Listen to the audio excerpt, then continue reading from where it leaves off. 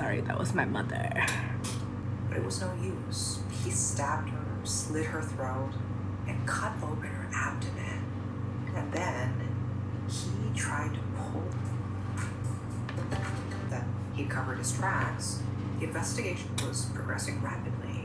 In a lot of investigations, so once they had Anissa's identity, investigators started piecing together everything they could about her personal life, and even arguing about Anissa's pregnancy, even floating the idea of terminating it.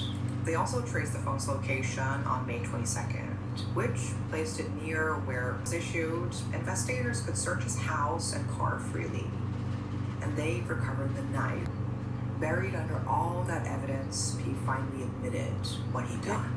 The way he told it, carrying a maximum penalty of death. Despite things progressing quickly to that point, the legislative process went much more slowly, and the case was referred to the High Court.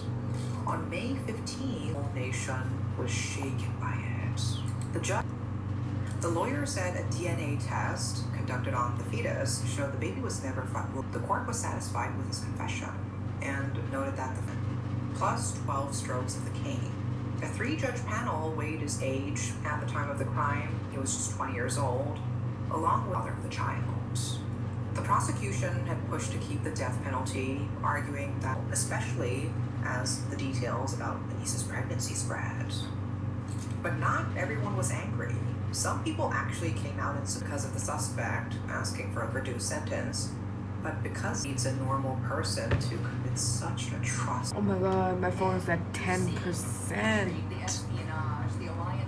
Okay, we need to finish this up, like really quick. Hope that I'm happy, and they will have a good, supportive relationship until the end.